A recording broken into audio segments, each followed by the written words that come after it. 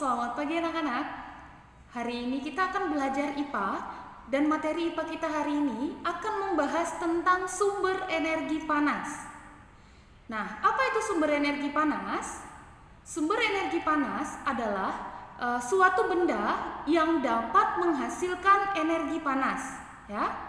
Jadi, jika sebuah benda dapat menghasilkan energi panas, benda tersebut dapat dikatakan sebagai sumber energi panas, ya. Nah, energi panas yang dihasilkan bisa berasal dari alam, ya, dan juga bisa sengaja dibuat oleh manusia.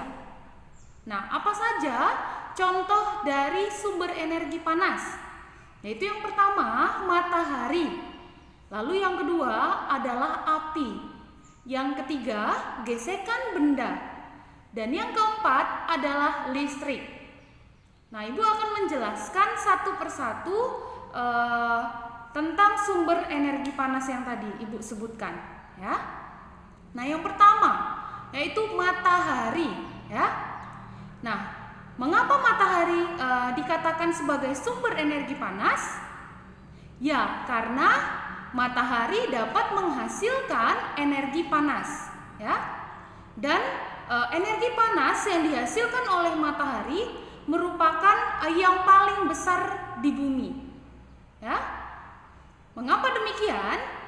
Karena suhu di permukaan matahari itu sekitar 6.000 derajat Celcius, ya, atau sekitar 200 kali suhu tubuh pada manusia, ya. Nah, selain itu sekitar 16 juta derajat Celcius pada bagian dalam matahari, ya. Nah, dengan adanya energi panas matahari, maka udara menjadi terasa hangat, ya. Nah, tanpa adanya energi panas matahari, kehidupan makhluk hidup di bumi itu akan musnah, ya. Mengapa demikian? Karena semua makhluk hidup yang ada di bumi membutuhkan matahari, ya, membutuhkan energi panas matahari. Kenapa Ibu katakan seperti itu? Karena matahari memberikan banyak sekali manfaat bagi makhluk hidup, baik bagi manusia, bagi tumbuhan maupun bagi hewan, ya. Nah, apa manfaat matahari bagi tumbuhan? Ya, manfaat matahari bagi tumbuhan yaitu dengan adanya panas matahari dapat membantu proses pembuatan makanan pada tumbuhan, ya, atau yang biasa disebut sebagai proses fotosintesis, ya. Nah, dari hasil proses fotosintesis tersebut, tumbuhan akan menghasilkan makanan, dan makanan yang dihasilkan oleh tumbuhan dapat digunakan sebagai sumber energi bagi hewan dan juga bagi manusia, ya. Nah, lalu apa manfaat matahari bagi manusia? Banyak sekali, yaitu membantu petani mengeringkan padi setelah panen, ya. Lalu membantu nelayan mengeringkan ikan asin, ya. Lalu dapat membantu orang tua kita untuk mengeringkan pakaian yang sudah dicuci, seperti itu, ya. Nah, lalu sekarang semakin modern, ya, semakin modernnya kehidupan sekarang, sinar matahari atau panas matahari dapat digunakan oleh manusia untuk menghasilkan energi listrik, ya, dengan sebuah alat, yaitu alatnya disebut sel surya atau panel surya, ya. Nah, alat ini dapat membantu menghasilkan energi listrik, ya. Nah, anak-anak, sumber energi panas selanjutnya adalah api, ya. Kita dapat merasakan panas di saat kita berada berada di sekitar api yang menyala, ya. Nah, kita membutuhkan bahan bakar dan udara untuk dapat menghasilkan api. Jika tidak ada udara, maka api yang tadinya menyala itu akan cepat mati, ya. Lalu bahan bakar yang kita butuhkan itu yang dimaksudkan adalah berupa kayu bakar, kemudian kertas bekas, ataupun kita dapat menggunakan gas, ya. Nah, manfaat api bagi manusia yaitu yang pertama dapat kita gunakan untuk memasak, ya. Lalu dapat kita gunakan untuk menerangi lingkungan. Jika di rumah kita lampu atau listriknya mati, maka kita perlu api untuk menerangi rumah kita pada malam hari, ya. Api dari lilin misalkan, ya, atau api dari lampu Petromax misalkan, seperti itu. Lalu selain itu, api juga bermanfaat untuk menghangatkan tubuh, seperti api unggun misalkan, ya. Nah, lalu sumber energi panas selanjutnya adalah gesekan benda. Nah, gesekan dua buah benda dapat menghasilkan panas, ya. Contoh sederhananya yaitu ketika kita menggesekkan kedua telapak tangan kita, menggesekkan dengan cepat, ya, maka kita akan merasakan panas pada kedua telapak tangan kita, ya. Nah, selain itu ada contoh lagi seperti pada zaman dahulu orang-orang itu hidup, ya, ketika mereka membutuhkan api, mereka menggesekkan dua buah benda, misalkan menggesekkan kayu dengan kayu atau batu dengan batu, ya. Maka ketika dua buah benda itu digesek, ya, dengan waktu yang cukup lama, itu akan menghasilkan percikan api. Nah, ketika percikan api itu diarahkan kepada benda-benda yang kering, seperti misalkan kepada ranting-ranting kering atau kertas bekas yang kering, maka percikan api itu dapat menghasilkan api yang lebih besar jika dikipas-kipas atau ditiup, ya. Jadi orang zaman dahulu ketika membutuhkan api, mereka menggesekkan dua buah benda seperti tadi yang Ibu sebutkan, ya. Selanjutnya adalah sumber energi panas yang terakhir, yaitu listrik, ya. Listrik dapat membantu benda menghasilkan panas. Nah, benda-benda yang dapat menghasilkan panas dengan bantuan energi listrik yaitu seperti setrika listrik, kemudian dispenser, lalu ada rice cooker, kemudian solder dan beberapa benda yang lainnya, ya. Nah, itu tadi semua penjelasan Ibu tentang sumber energi panas, ya.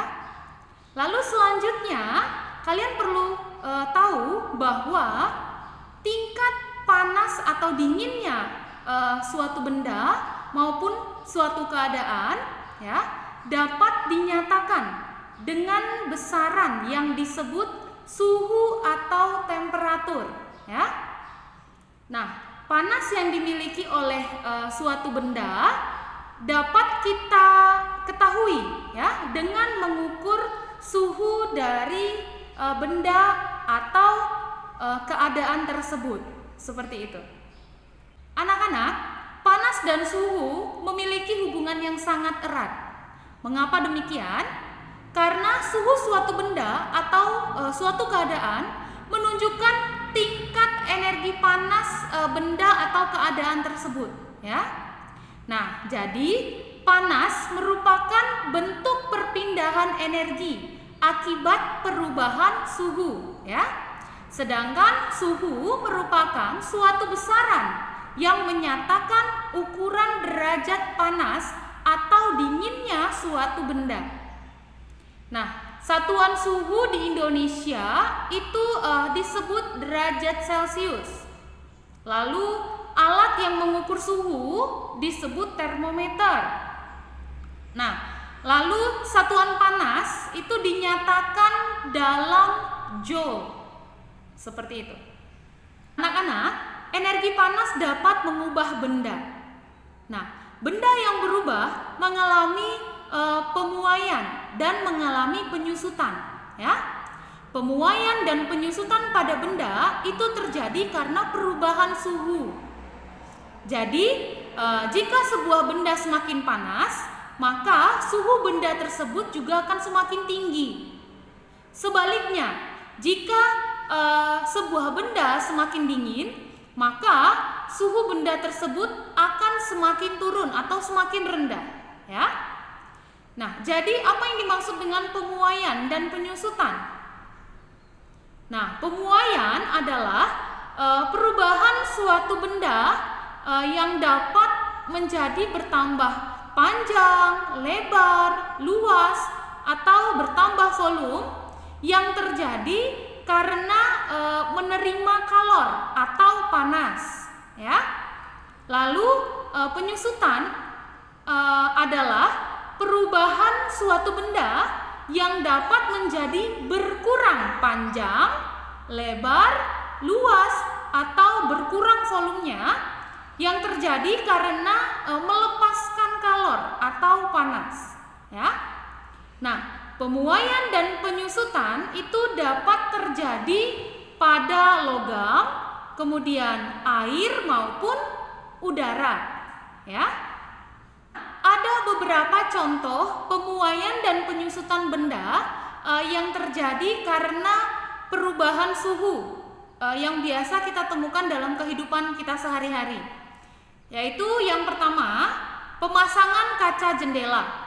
Nah, biasanya tukang-tukang bangunan itu memasang kaca jendela dengan ukuran bingkai jendela yang lebih lebar daripada ukuran sebenarnya, agar memberikan ruang pemuaian bagi kaca saat terkena panas, ya.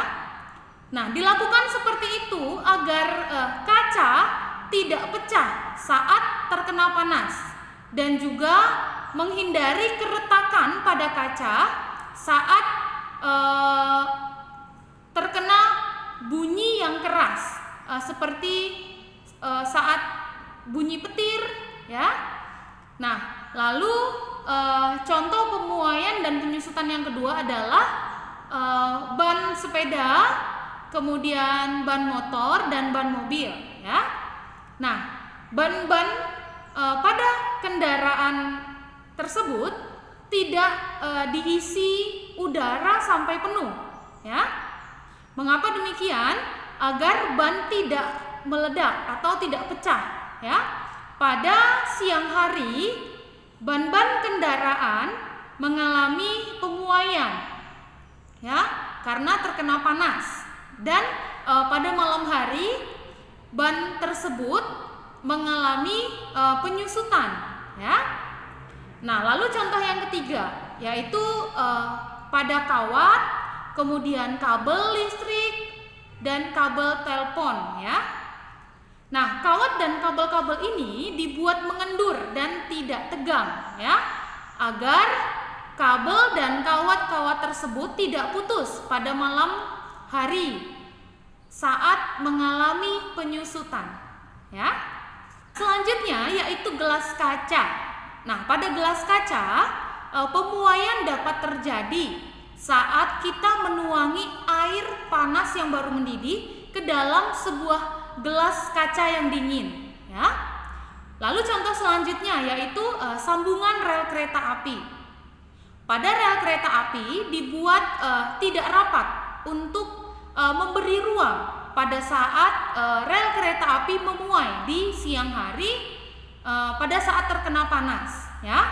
Nah, jika tidak dibuat seperti itu, maka rel kereta api tersebut bisa melengkung atau membelok, dan itu akan membahayakan keselamatan penumpang, ya. Nah, selanjutnya yaitu pembuatan termometer. Pada saat mengukur suhu tubuh yang panas, cairan di dalam termometer akan naik, ya, karena mengalami pemuaian Tetapi ketika termometer tersebut sudah tidak digunakan, maka cairan yang ada di dalam termometer tersebut akan menurun karena mengalami penyusutan, ya. Nah, anak-anak, demikian materi kita hari ini, yaitu tentang sumber energi panas, ya. Jika masih kurang paham, silakan buka kembali buku paket kalian dan baca materi tentang sumber energi panas, ya.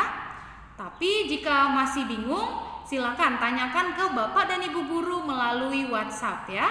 Selamat mengerjakan tugas hari ini, tetap semangat dan tetap sehat. Terima kasih.